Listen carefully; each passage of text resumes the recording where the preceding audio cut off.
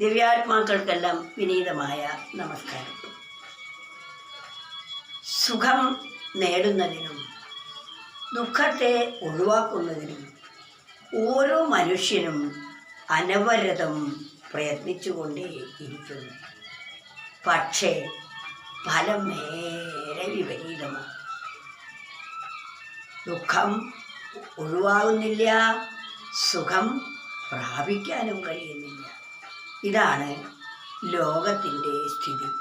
ലോകത്തെ ആശ്രയിച്ചാൽ ഉണ്ടാകുന്ന ഫലവും ഇത് തന്നെയാണ്. ഇത് തന്നെ ഒരു കവി പറയുന്നതൊന്ന് കേട്ടു നോക്കൂ.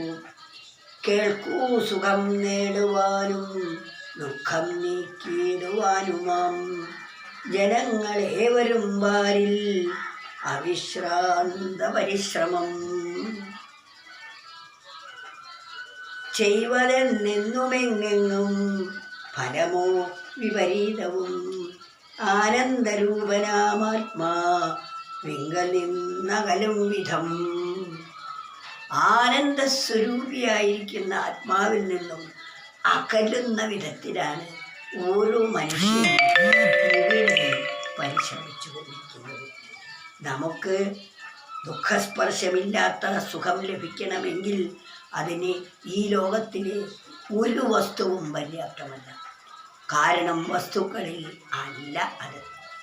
ഒരു വസ്തു നല്ലതായും അത് കുറച്ച് ചീത്തയായും ഒക്കെ തോന്നുന്നത് ഓരോ വ്യക്തിയുടെയും മനോഭാവത്തിനനുസരിച്ചാണ്. ഒരാൾക്കതിൽ നിന്ന് കുറച്ച് സുഖം കിട്ടി, മറ്റൊരാൾക്കതിൽ നിന്ന് കുറച്ച് ദുഃഖവും കിട്ടുന്നു. ആ സുഖത്തിനും ദുഃഖത്തിനും ഹേതു ആ വസ്തുവല്ല. സുഖം തരുന്ന ഒരു വസ്തു ആർക്കും എപ്പോഴും സുഖത്തെ മാത്രമേ കൊടുക്കുകയുള്ളൂ. അതാണ് സഹജമായ അവസ്ഥ. ആത്മാവിൻ്റെ സഹജമായ അവസ്ഥ ആനന്ദമാണ്. അതിൽ നിന്ന് ഒരിക്കലും ക്ഷയിക്കാത്ത ആനന്ദാനുഭൂതി നമുക്ക് ലഭിക്കണം. അത് ലഭിക്കണമെങ്കിൽ അതിനു വേണ്ട പ്രക്രിയ നമ്മൾ ചെയ്യണ്ടേ? അപ്പോൾ മാത്രമേ അത് കിട്ടുകയുള്ളൂ.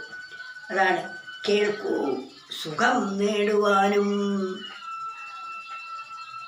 മാനവരെ, ഇപ്പറയുന്നതൊന്ന് കേൾക്കൂ.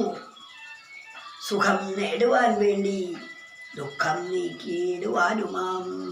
ദുഃഖത്തെ ഒഴിവാക്കി സുഖം നേടാൻ വേണ്ടി ജനങ്ങളേവരും വാരിൽ, ഈ ലോകത്തിലെ എല്ലാ മനുഷ്യരും അവിശ്രാന്ത പരിശ്രമം ചെയ്തുകൊണ്ടിരിക്കുന്നു. എന്താണ് പരിശ്രമം? സുഖം നേടുന്നതിനും ദുഃഖം ഒഴിവാക്കാനും വേണ്ടി എല്ലാ മനുഷ്യരും അവിശ്രാന്ത പരിശ്രമം ചെയ്യുന്നു. കുറേ സമ്പത്ത് വാരിക്കൂട്ടാൻ നോക്കുന്നു, അതിമനോഹരമായ വീട് വയ്ക്കുന്നു, അതിമനോഹരമായ വാഹനങ്ങൾ വാരിക്കൂട്ടുന്നു, ആഡംബര കാറുകൾ, അതുപോലെ പ്ലെയിൻ, ഇതൊക്കെ വിമാനം, ഇതെല്ലാം സ്വന്തം വാങ്ങി വെച്ചാൽ സുഖമുണ്ടാവും, അവയ്ക്കൊക്കെ സുഖം തരാൻ കഴിയും എന്നൊക്കെയാണ് നാം ധരിച്ചിരിക്കുന്നത്. ഈ ഇന്ദ്രിയങ്ങളെ കൊണ്ടറിയപ്പെടുന്ന ഒരു വസ്തുവിനും സുഖം തരാൻ കഴിയില്ല. നമ്മൾ വളരെ കാലമായി ആഗ്രഹിച്ച ഒരു വസ്തു കിട്ടുമ്പോൾ നമുക്കൊരു സുഖം തൽക്കാലമായി തോന്നും. കുറച്ച് കഴിയുമ്പോൾ ആ സുഖവും നഷ്ടപ്പെടുന്നതാണ്. അതിനാൽ നമ്മൾ ചെയ്യുന്നതെല്ലാം വിപരീതമായ പ്രവൃത്തികളാണ്. അതിനാൽ എന്താണ് ചെയ്യേണ്ടത്, എവിടെ നിന്നാണ് ഇത് ലഭിക്കുക എന്ന് അറിഞ്ഞ് പ്രവർത്തിക്കണം.